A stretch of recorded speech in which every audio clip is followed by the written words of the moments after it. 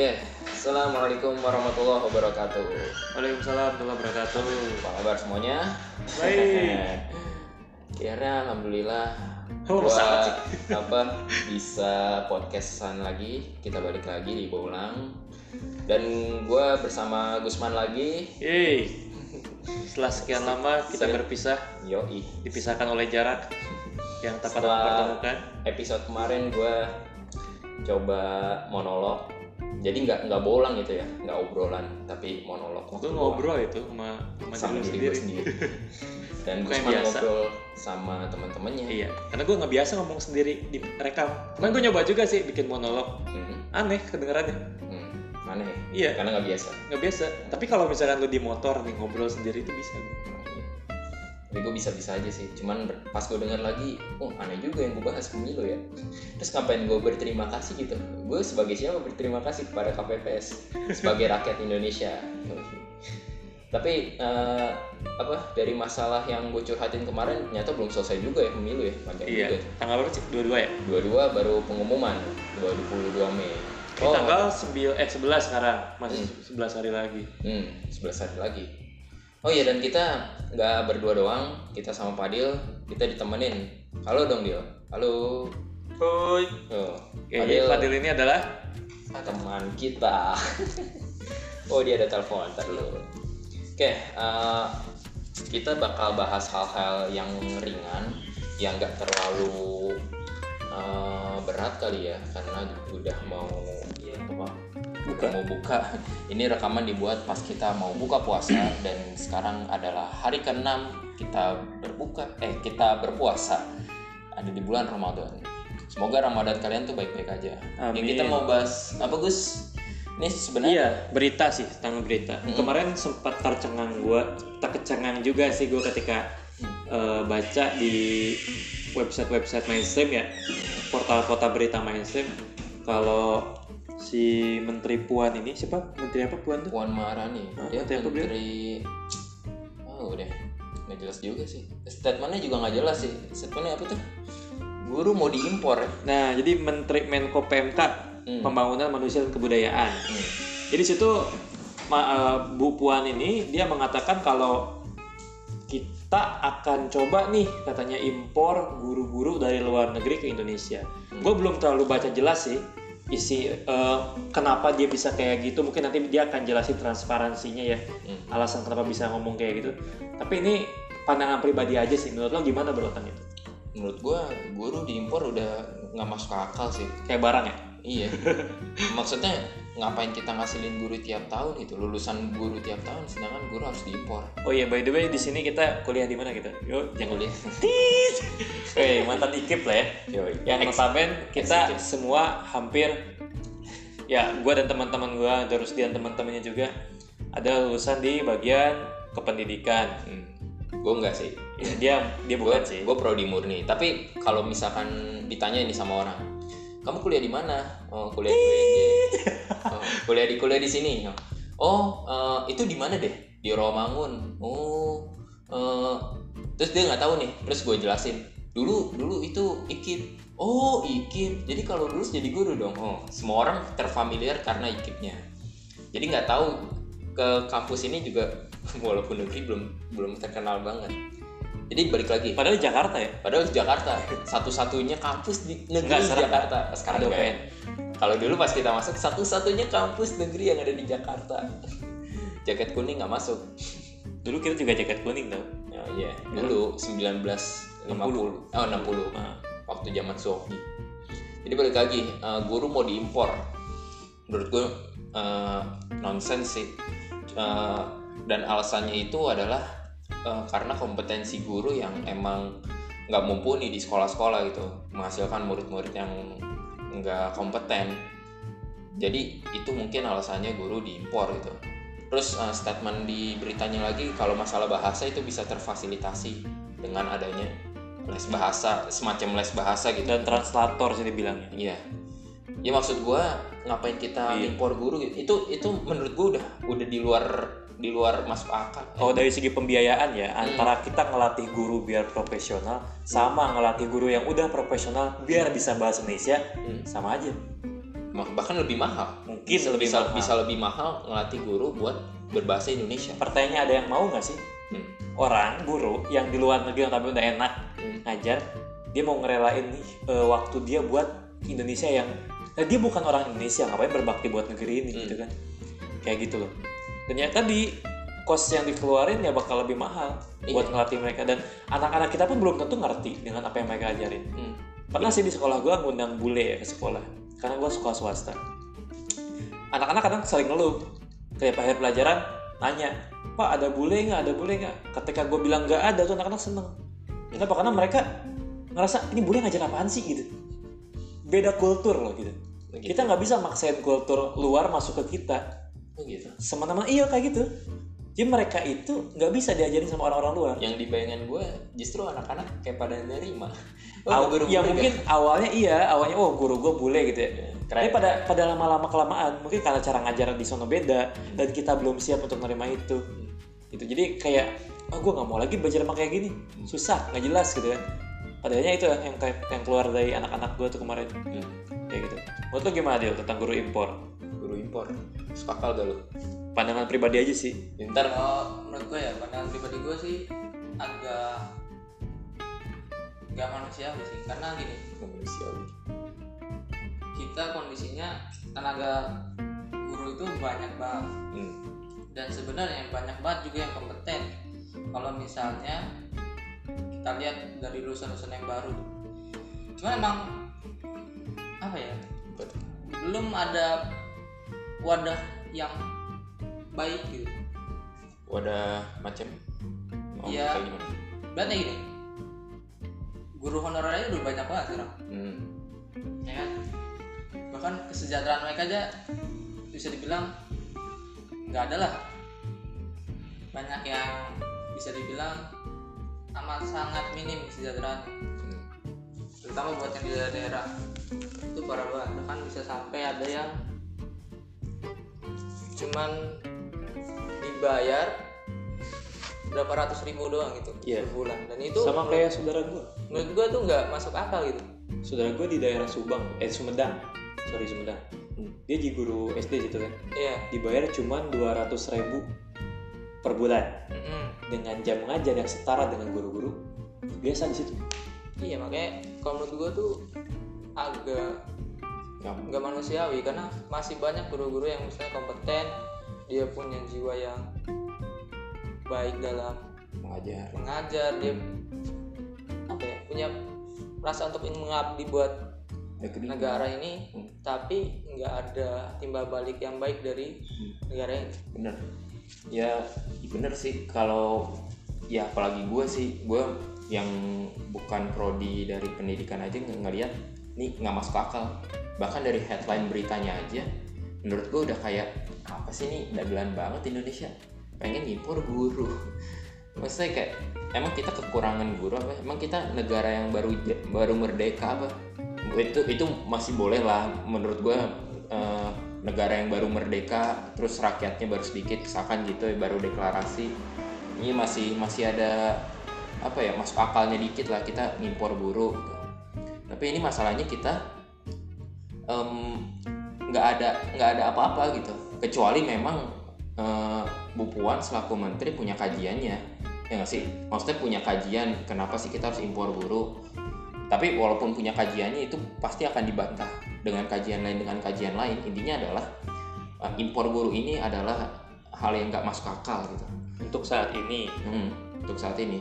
Bahkan kalau di berita, di headline berita aja ada tuh satu berita guru digajinya cuma 1.000 per bulan, nggak per hari man. Mau dapat apa 1.000? Itu guru pedalaman banget, dan itu jadiin berita, entah sih benar atau enggak. Tapi kalaupun itu bohong, intinya kesejahteraan guru di daerah juga masih ada yang belum sejahtera. Bahkan guru honorer pun belum. Sebenarnya kalau dilihat dari kesejahteraan guru sekarang ini lagi naik-naiknya sih. Kalau dilihat dari tren orang-orang nih ya yang masuk ke kampus, maksudnya ketika mereka pengen kuliah, banyak yang pengen jadi guru itu bukan karena alasan mulia sih. Tapi memang dia tahu jadi guru itu gajinya gede. Secara data memang kalau di Jakarta, gue kemarin sempet beneran ngobrol langsung sama guru PNS Jakarta. dia itu gaji sampai ke 12 juta per bulan sebetulnya. Ya, itu PNS dia SMP, SMK di PNS di Jakarta kayak gitu. Nyampe ke 12 juta, mungkin bisa lebih atau bisa kurang sih. Tapi kan si ibu ini segitu. Kalau misalnya kita ke daerah yang lebih luar, itu nggak nyampe segitu, tapi masih mending. Contoh misalkan di daerah Subang lah, contoh.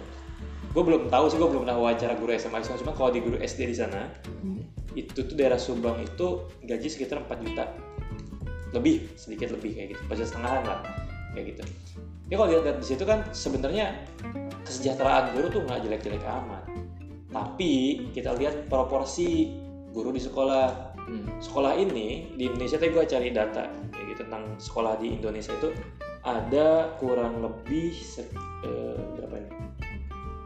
281.000 sekolah. 281 ya plus minus gitu kan. Sekolah di Indonesia, dan mana total gurunya adalah sekitar 4 juta guru di Indonesia. Ya kita kedatangan tamu sang pemilik kamar. Ya gitu, tadi ada guru sekitar 4 juta guru, dan mirisnya yang PNS cuma 1,5 juta. Jadi sekitar 2,5 juta sisanya dia masih honorer.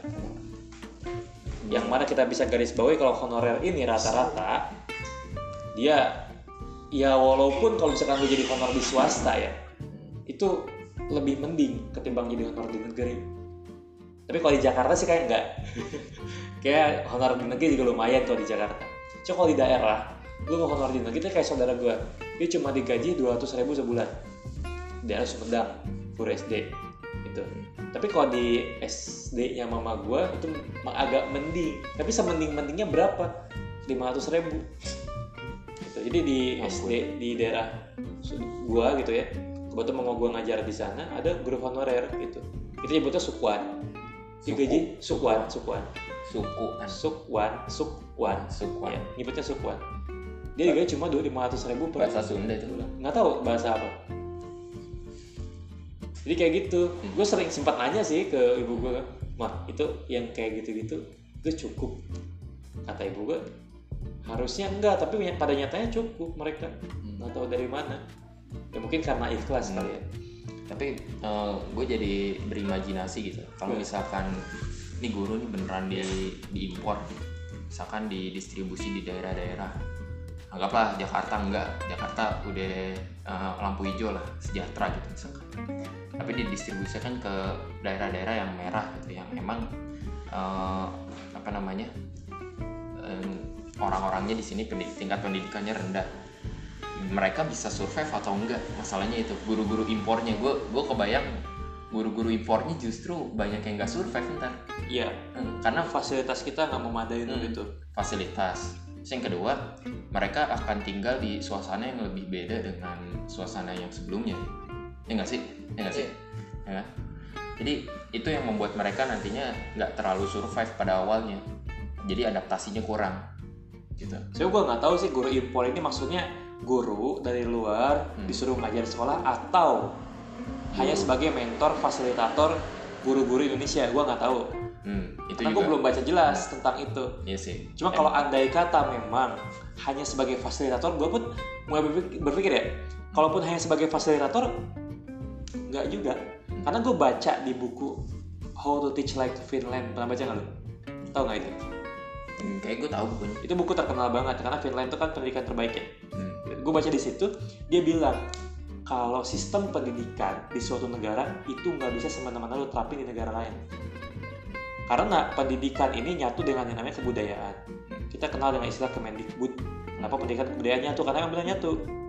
Kita nggak bisa lepasin pendidikan kebudayaan. Gitu. Kalau misalkan impor guru dari luar, dia sendiri nggak tahu budaya kita.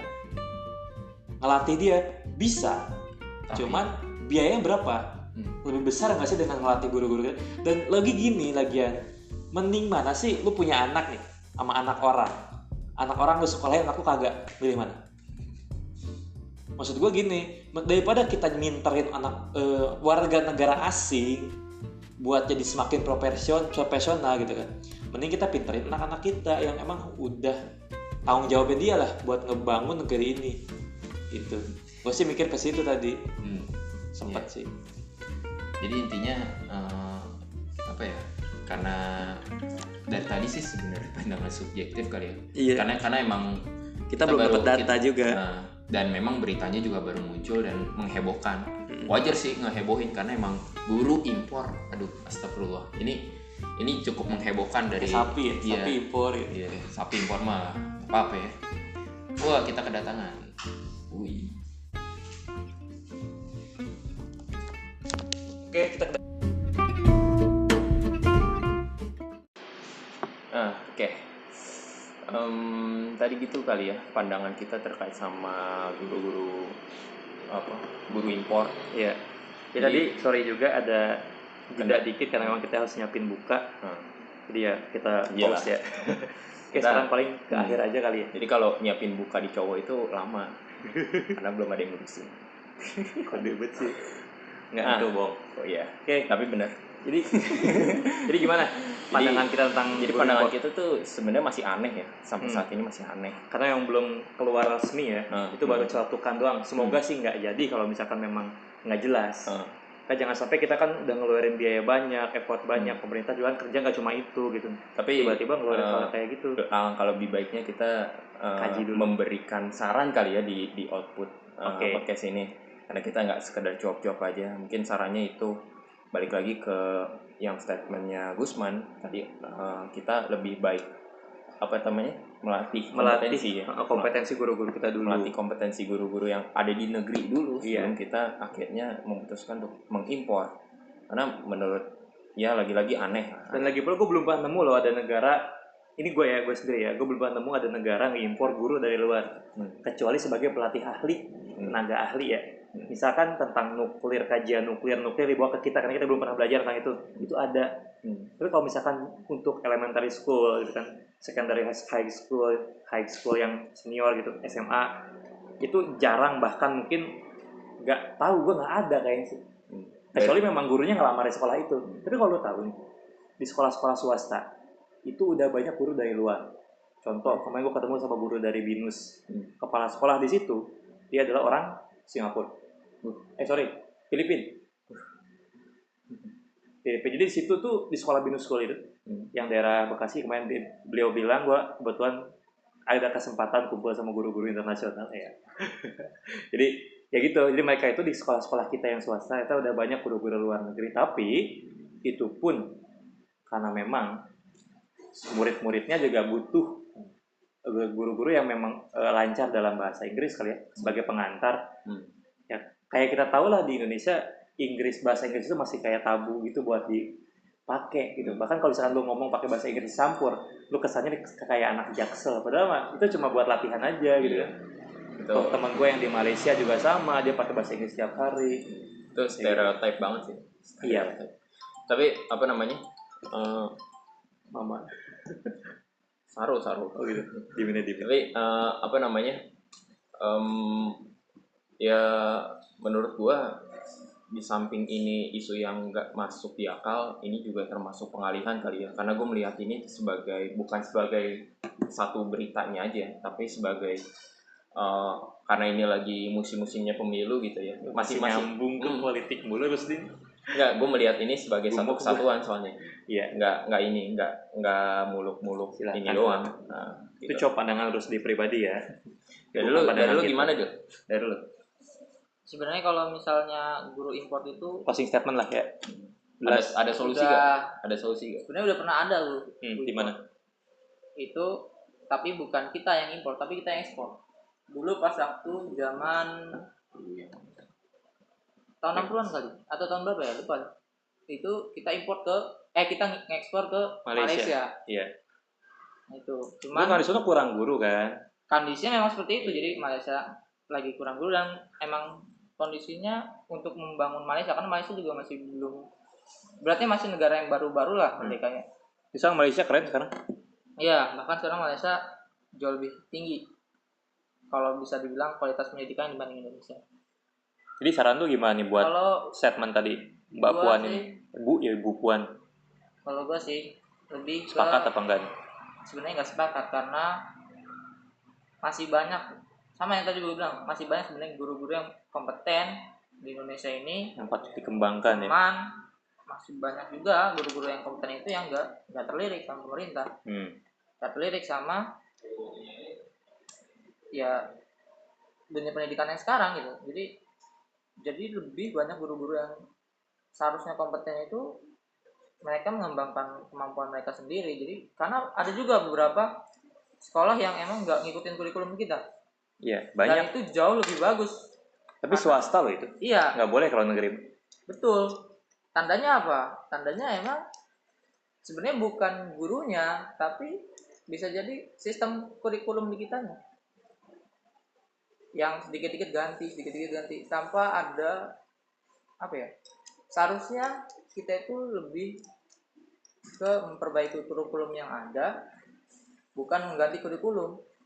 Kalau kurikulum, harapan gue sih di kurikulum 2013 ini terakhir buat kita ya. Iya. Karena memang itu udah bagus sih kalau kita kaji tentang kurikulum 2013, tapi memang di penerapannya masih belum bisa sempurna, terhambat oleh fasilitas dan pemahaman gurunya itu sendiri.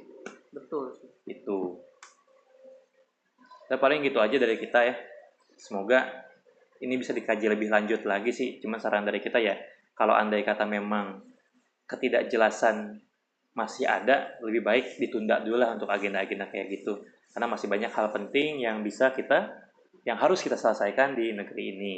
Oke, kayak gitu aja mungkin siaran kita pada sore hari ini, karena bentar lagi kita akan berbuka puasa. Jadi ya cukup segitu aja. Selamat berbuka puasa untuk yang berbuka puasa. Assalamualaikum warahmatullahi wabarakatuh.